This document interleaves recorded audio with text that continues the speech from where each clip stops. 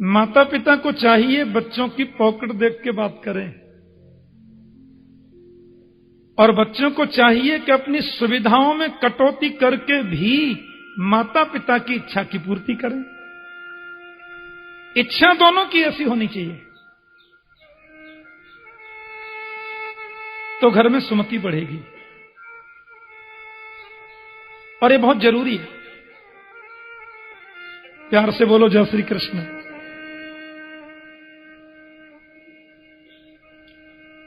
देखो, द्वारिकाधीश के यहां क्या कमी है? सोने की द्वारिका है, कोई कमी है?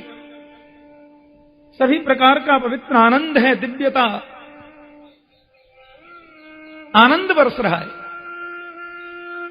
कोई कमी नहीं है। लेकिन उन्होंने कभी भी माता पिता की इच्छा को पूछ पूछ करके पूर्ण किया। अब कृष्ण बलराम तो दोनों जाते हैं माता पिता को प्रणाम करने प्रातः, और आज वो जैसे ही प्रणाम करने के लिए गए,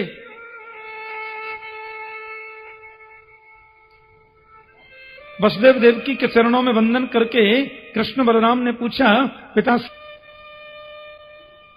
क्या इच्छा है? बोले, बेटा अब वो सूर्य ग्रहण के अवसर पर कुरुक्षेत्र में एक बहुत सुंदर यज्ञ हो, ऐसी अभिलाषा है। बड़े संत लोग पधारे, वैदिक विद्वान ब्राह्मण पधारे, सुंदर यज्ञ हो, इच्छा यही है। अब तुमको जचे तो देख लेना। इतना वैभव है, फिर भी ये बोलते हैं तुमको अच्छा लगे तो। गोविंद कहते हैं, कैसी बात करते हैं आप?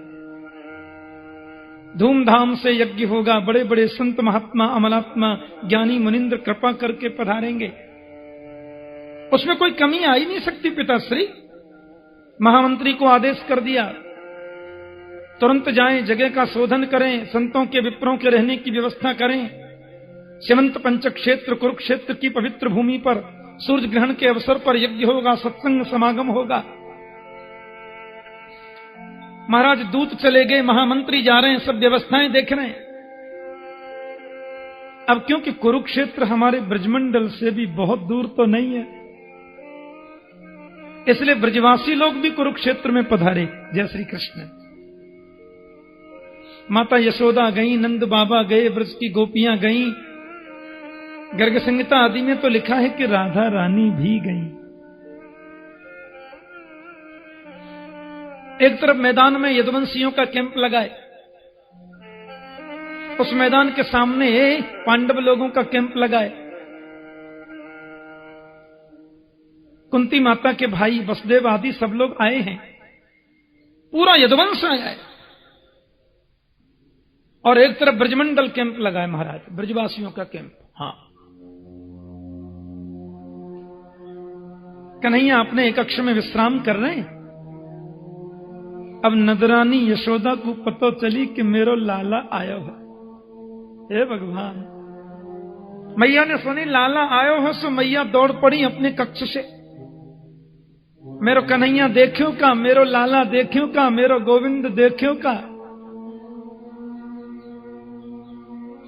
अब यहां लाला तो कौन बोलता है इनको द्वारिका में? द्वारिका में तो बहुत लंबा नाम है। यदुकुल कमल दिवाकर वसुदेव नंदन परव्योमादिनाथ यदुवंश शिरोमणि श्री कृष्णचंद्र जी महाराज। 2 लाइन में आता है नाम पूरा।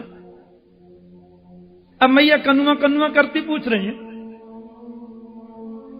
अब इस नाम से कौन जाने? वहां जिस कक्ष में कृष्ण सो रहे हैं ना, उसी कक्ष के बगल में होकर नजरानी निकली। भैया मेरो लाला देखियो का, मेरो गोविंद कन्हैया। गहरी नींद में कृष्ण से हड़बड़ा करके उठे, बोले इतने प्यार से कन्हैया सिवाय मां के और कौन बोल सकता है?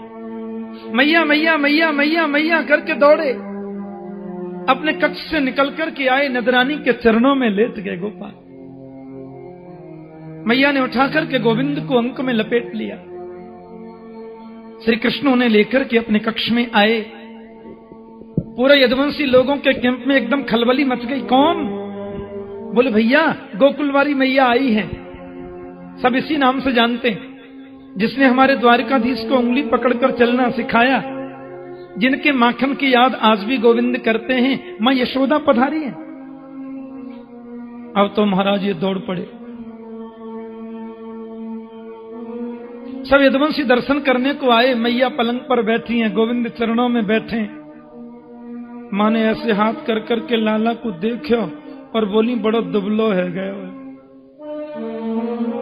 बेटा कितना ही तगड़ा क्यों न हो, मां के पास जाएगा तो एक ही बात बोलेगी, बहुत दुबरो है गए, है ना।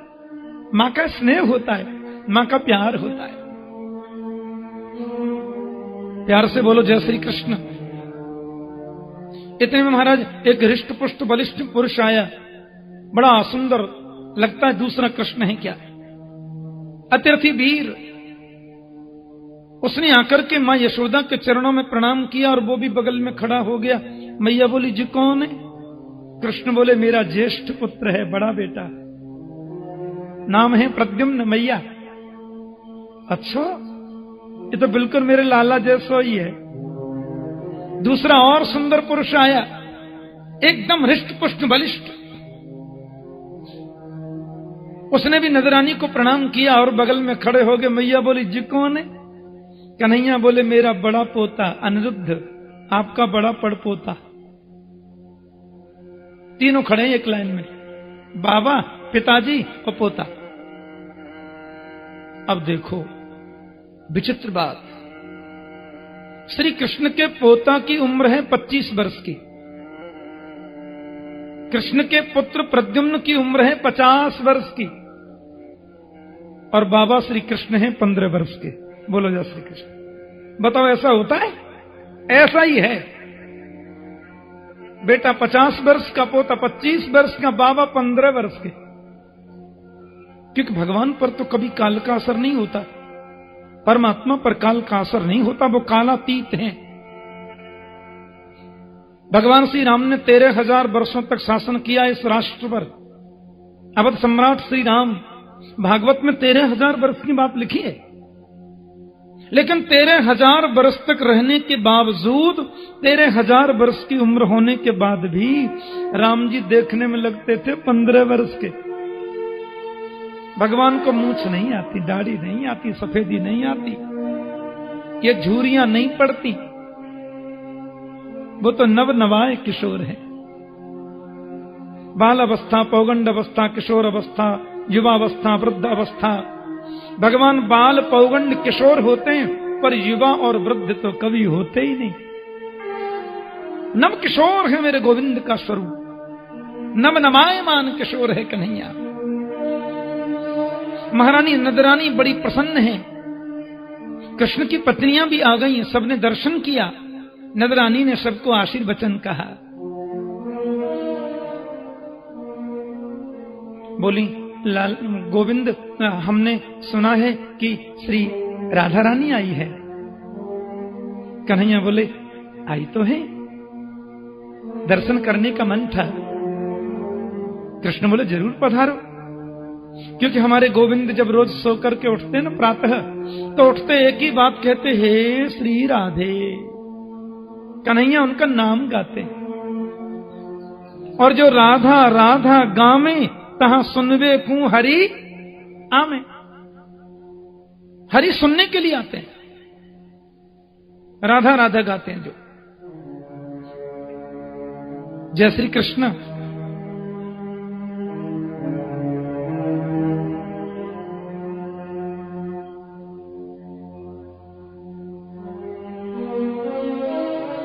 तो राधा रानी के दर्शन करने के लिए रुक्मिणी जी आई हैं। 7 जोड़ी हैं। पहली जोड़ी पर देखा ललिता विशाखा को तो लगा यही राधा है। कोई सजावट नहीं है, कोई बनावट नहीं है, कोई प्रदर्शन नहीं है। आनंदित हो गए। राधा रानी के चरणों में जाकर के प्रणाम किया। किशोरी जी ने सुना प्राणवल्लभ गोविंद की भार्या आई है, अपने आसन पर खड़ी हो गई और श्री रुक्मिणी जी को अंक में भर लिया। महारानी रुक्मिणी जी को अंक में भर लिया। आपका स्वागत है। रुक्मणी राधा रानी को देख रही हैं और नेत्रों से आंसू झर रहे हैं। हमारा बहुत बड़ा सद्भाग्य है किशोरी जी, आपके आज दर्शन सुलभ हो गए। हमें बहुत आनंद में हैं, बड़ी प्रसन्न और प्रमुदित हैं।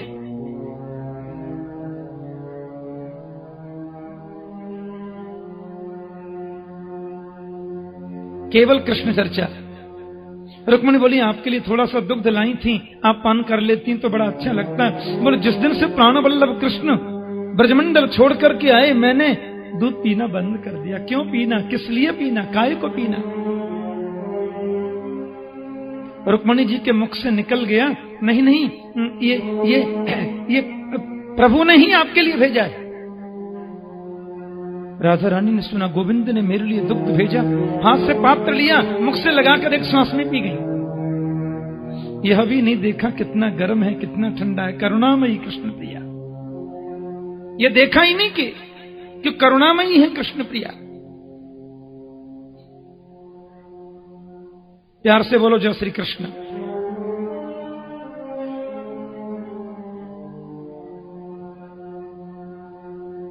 गोविंद से बहुत देर चर्चा गोविंद की हुई।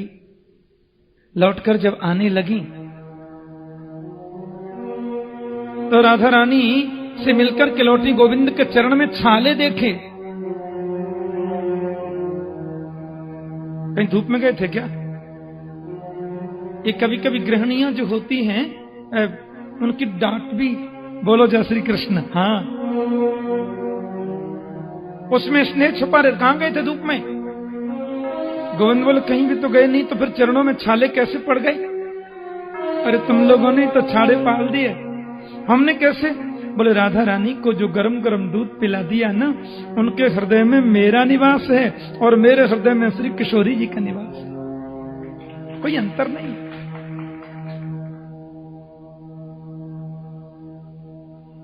और वो आ गई महाराज। राधा रानी के चरणों में आकर के प्रणाम करके बोली, ऐसे ही भक्ति हमारी कृष्ण चरणों में हो जाए, ऐसा ही तादात्म्यपन्न हम कृष्ण के प्रति हो जाएं।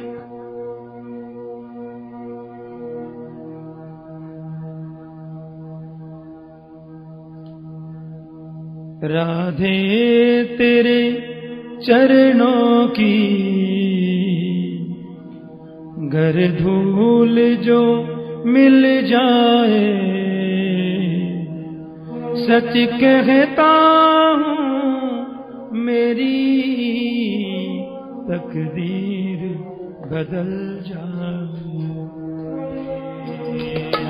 तेरे चरणों की, बड़ा सुंदर पद है, ब्रज के संत का लिखा। मिल जाए, सच कहता हूँ मेरी तकदीर बदल जाए। राधे तेरे चरणों की गर धूल जो मिल जाए, सच कहता हूँ मेरी तकदीर बदल जाए।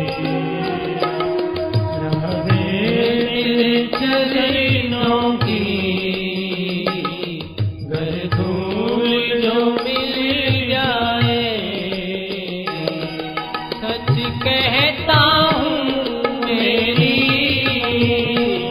तकदीर बदल जाए। आपके चरणों की धूल का एक कण भी मिल जाए, तकदीर में परिवर्तन आ जाए। आप कृपा करें।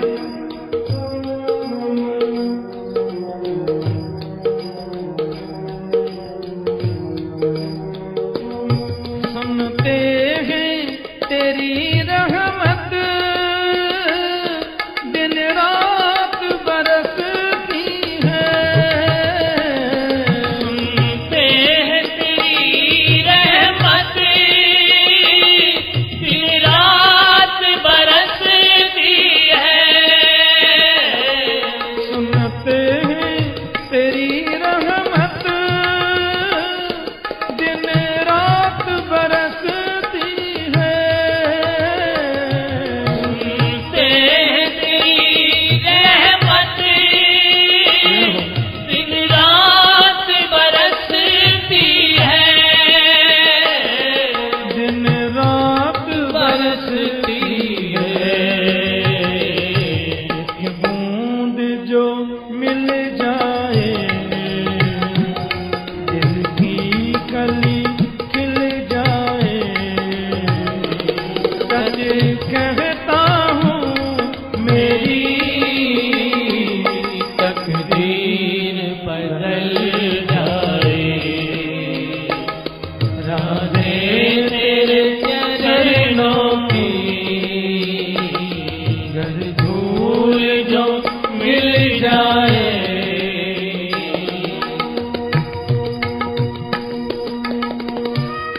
आपकी कृपा की दृष्टि तो होती है,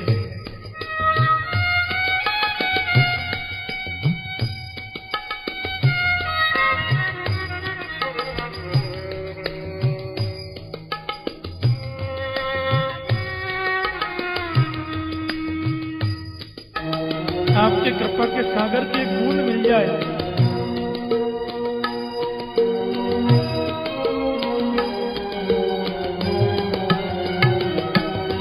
ये मन बड़ा चंचल है, कैसे तेरा भजन करूं। ये मन बड़ा चंचल है, कैसे तेरा भजन करूं। ये मन बड़ा चंचल है, कैसे तेरा भजन करूं। ये मन बड़ा चंचल है, कैसे तेरा भजन करूं। कैसे तेरा भजन करूं। जितना इसे समझाऊं उतना ही मचल जाए। सच कहता हूँ मेरी तकदीर बदल जाए। राधे तेरे चरणों की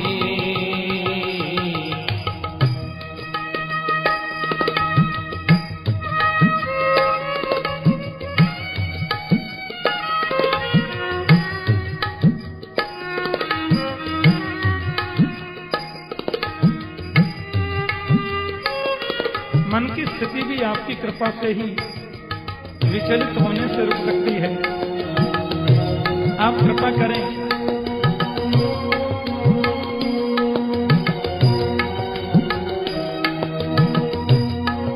नजरे इनायत हो और चाहिए क्या।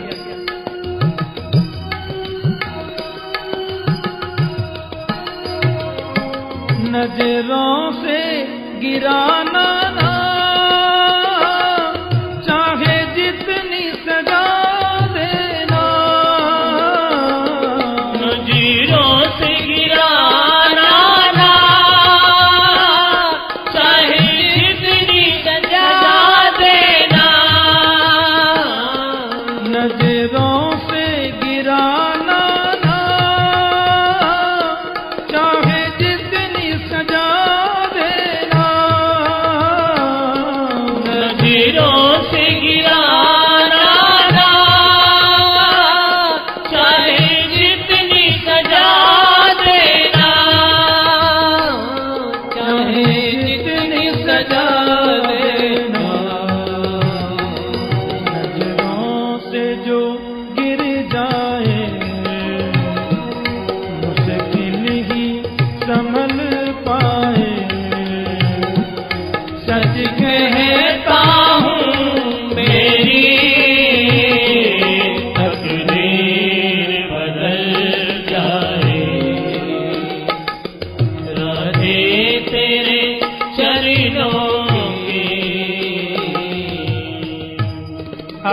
कृपा की दृष्टि बनी रहे।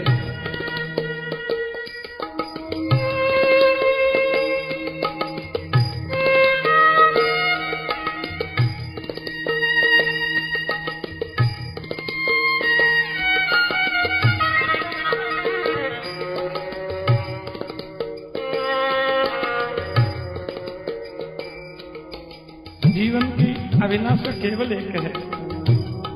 अंतिम पंक्ति बड़ी सुंदर।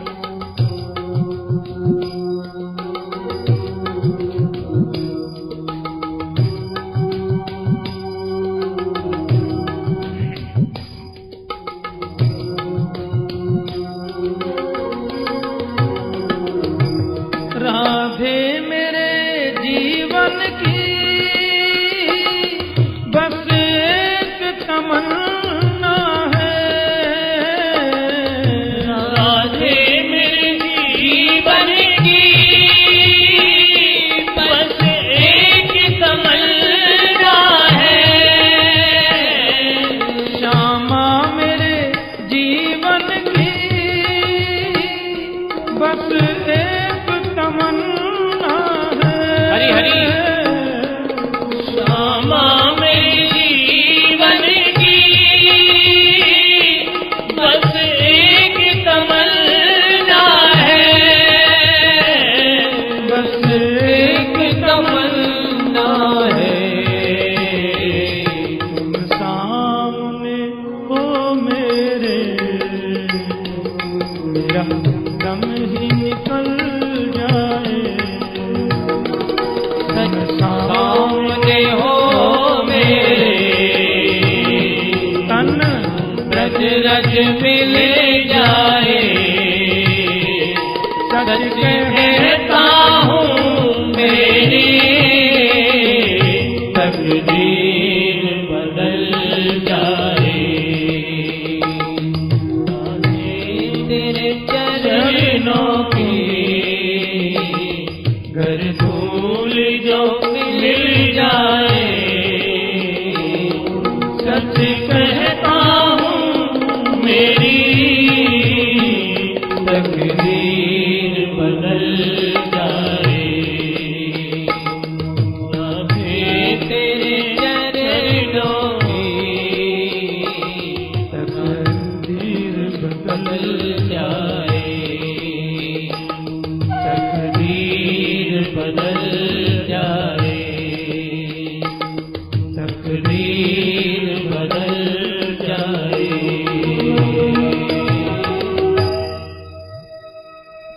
किशोरी की कृपा हो जाए तो गोविंद दूर नहीं है। रुक्मणी आदि ने उनके चरणों में प्रणाम करके कहा, गोविंद चरणों की प्रीति उत्तरोत्तर बढ़े, ऐसा आप आशीर्वाद प्रदान कर दें। और किशोरी जी ने मानो हृदय की शुभकामनाएं दी हैं। और वही कृष्ण पत्नियां जब द्रौपदी से मिली तो संसार की चर्चा, विवाहों की चर्चा। और वे ही जब मिली राधा रानी से तो केवल गोविंद की चर्चा। गोविंद के अलावा और कोई चर्चा नहीं। नंदो गोपास्य गोप्यस्य गोविंद चरणाम्बुजे मनः क्षिप्तं पुनर्हर्तु मनीषा मथुराम ययु। के नंदादिक जितने गोप हैं लाला से सब मिले, गोविंद से चर्चाएं हुई और मनीषा मथुराम ययु सब मथुरा को प्रस्थान कर गए। आज किसी ने भी गोविंद को चलने के लिए नहीं कहा। आज किसी ने भी कन्हैया को वृंदावन चलने का आग्रह नहीं किया, क्योंकि वो जानते हैं कि जिसमें गोविंद की प्रसन्नता वही हमारी प्रसन्नता है, उसी में हमें आनंदित होना चाहिए। और सब चले गए। 100 वर्ष के बाद मिले थे ऐसा कहते हैं। 7 वर्षों के बाद उनका मिलना हुआ। हरि बोल। भावना ही उनकी। परीक्षित, प्रभु के साथ में संबंध जोड़ो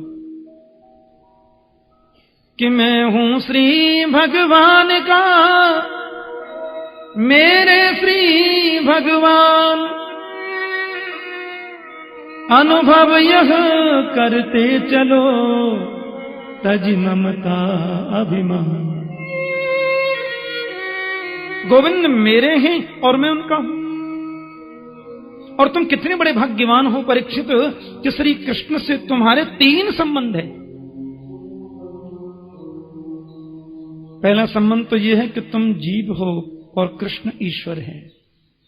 ईश्वर अंश, जीव अविनाशी। और दूसरा संबंध यह है कि कृष्ण ने ही तुम्हारी रक्षा की, इसलिए कृष्ण ने तुम्हारी रक्षा करी ना, तो नाम है तुम्हारा विष्णुरात। विष्णुना रातः दत्तः विष्णुरात। और तीसरा संबंध यह है राजन की तुम्हारी दादी जो थी वो कृष्ण की बहन ही थी, खास सुभद्रा कृष्ण की बहन। और फिर उस विवाह का वर्णन भी सुखदेव ने परीक्षित के कहने से कर दिया।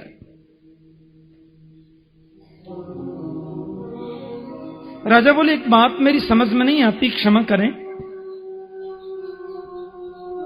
देवासुर मनुष्येषु ये भजन्ते शिवम शिवम, प्रायस्ते धनिनो भोजा, न तु लक्ष्म्या पतिम हरि। देवताओं में, मनुष्यों में और गंधर्वों में जो व्यक्ति शिव की उपासना करते हैं वो धनी ज्यादा होते हैं, क्यों? और जो नारायण की उपासना करते हैं वो निर्धन होते हैं, क्यों? क्षमा करना गुरुदेव, शंकर जी को तो अपने रहने को जगह नहीं है क्या? प्रेतावासेषु घोरेषु, भूत प्रेतों में वास करते हैं, श्मशान भूमि में रहते हैं। अरे अपने रहने को जिसको जगह नहीं है उसके भक्त का वैभव बढ़े, आश्चर्य है कि नहीं? और जिन नारायण के चरणों में माता लक्ष्मी का वास है, उन नारायण के भक्त गरीब हों, ये बात कुछ गले नहीं उतरती। सुखदेव जी बोले, राजन पहले तो मन से इस भ्रम को निकाल दो कि नारायण और कृष्ण में कोई अंतर है। अंतर तो कभी हो ही नहीं सकता। नारायण और शिव में क्या अंतर है? देखो, ये परमात्मा नारायण है, सृजन के लिए ब्रह्मा, पालन के लिए विष्णु, संहार के लिए शंकर, ये सांब सदाशिव हैं, यही नारायण हैं। इन्हीं से ब्रह्मा विष्णु महेश प्रकट होते हैं, बात खत्म। अंतर तो देखना ही नहीं चाहिए राजन। और नारायण के भक्त गरीब और शिव के भक्त अमीर, ये सब भी कोई महत्वपूर्ण बात नहीं है। वैसे हम लीला की दृष्टि से देखें तो दोनों के स्वभाव में थोड़ा अंतर परिलक्षित होता है। नारायण जो है उनका स्वभाव है यस्याहम् अनुगृह्णामि हरिष्ये तद्धनम शनैः ततो धनम त्यजन्त्यस्य स्वजनात् दुःख दुःखितम्। जिसके ऊपर मैं अनुग्रह करता हूं उसके धन को धीरे धीरे हरण कर लेता हूं, भगवान कह रहे, उसके धन का अपहरण कर लेता हूं। और धन हरण हो जाने के बाद में सगे संबंधियों से यदि सहायता मिलती है उसमें भी एक बार तो विघ्न पैदा कर ही देता हूं। सारी आपत्ति विपत्तियों से निकलने के बावजूद व्यक्ति घबरावे नहीं, अपने धैर्य का परिचय दे तो इतना धन देता हूं 1000 पीढ़ियों में भी वो धन कभी नष्ट नहीं होता। जय श्री कृष्ण। पहले तो थोड़ा ठोक पीट के देखते, कच्चा है कि पक्का। और शिव जी, हे भगवान, इनकी तो पूछो मत भैया, ये तो आशुतोष हैं। हाँ, इसलिए इनकी लीला देखकर के कभी कभी भ्रम हो जाता है। एक आदमी शंकर जी को स्नान कराने के लिए गया तो देखा शिव जी के